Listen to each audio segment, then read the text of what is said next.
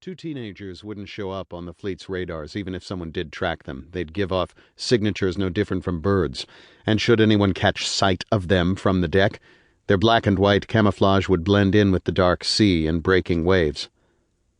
As Zasha neared the fleet, she felt her heart leap, knowing that the plan was going better than they had hoped. The flagship was the legendary USS Nimitz. 2 carriers was a feat. 3 carriers was a miracle. Of course, the carriers were surrounded by a host of defensive ships and air cover, but that was what Zasha and Fyodor were for. Zasha checked the GPS on her wrist. Everything hinged on being in just the right place. She glided around a tall, blocky cruiser. The USS Princeton, she noted, the names drilled into her by her trainer, and moved farther back into the group. She checked the GPS again. Just about right. She made an adjustment, flying 200 yards to her right. Fyodor had a range, a diameter of just under 26 kilometers. Zasha hovered in place and pulled a syringe from her hip pouch. It was already filled, and she checked it for air. "I'm ready," Fyodor said through a tense jaw. They both knew the pain he'd feel. Maybe she knew it better than him. Her mind was clearer while it was happening. "You're going to be a hero." She jabbed the needle into Fyodor's shoulder and depressed the plunger. He strained, his whole body going rigid. She gazed up at the stars, waiting for the inevitable, and then she saw it. First 1, then 2, then 4 fighter jets fell from the sky, careening uncontrollably. Soon all the aircraft that had been flying above the carrier group were falling, followed by their parachuting pilots. One plane was in the distance, outside of Fyodor's range. It was foolishly moving back toward the group. A moment later, it began a sharp descent into the inky black sea. No parachutes emerged from that one. Every ship was dark. Every door light, every cabin window, every beacon, everything. It was just like Zasha had imagined, and it thrilled her. She checked her watch, an old wind-up one that didn't rely on batteries. Fyodor's abilities shut down anything with an electric current. She was right on schedule, which meant her backup wouldn't be far behind. 32 backfire bombers were coming at the carrier group, flying low over the ocean, using strategies not seen since the Second World War.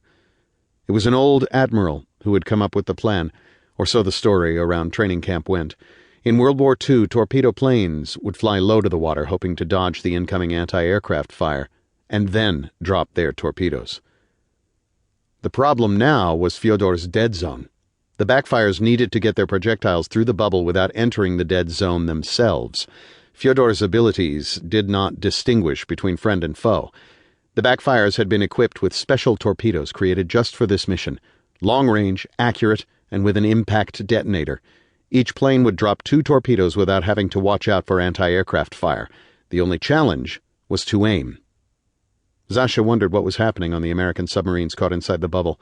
They'd be nothing more than steel pipes in the water, completely dark and powerless, drifting aimlessly.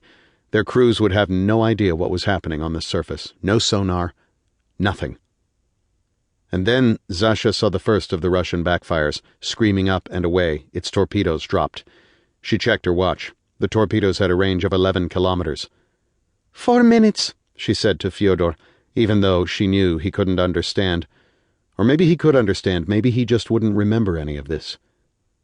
The sky was filled with backfires now, pulling back and turning away from the dead zone. One didn't make it. It pushed too far and came to a stop in midair, then began to spin down into the ocean. The first Russian casualty of the American War. Fyodor was writhing in his harness, the powerful drugs amplifying his abilities and wreaking havoc on his mind. Zasha had sympathy for him, but his name was accurate. He was a gift from God, and a gift to be used. 2 minutes to go. She hoped the torpedoes would get past the ring of ships at the outside of the carrier group. For that matter, she hoped that the torpedoes would be on target at all. She knew the backfire pilots had been practicing for months, but it was a tricky maneuver, and trickier still under pressure.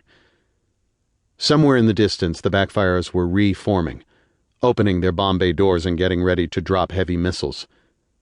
For just a moment, an instant, Zasha had a flicker of remorse. Or was it pity?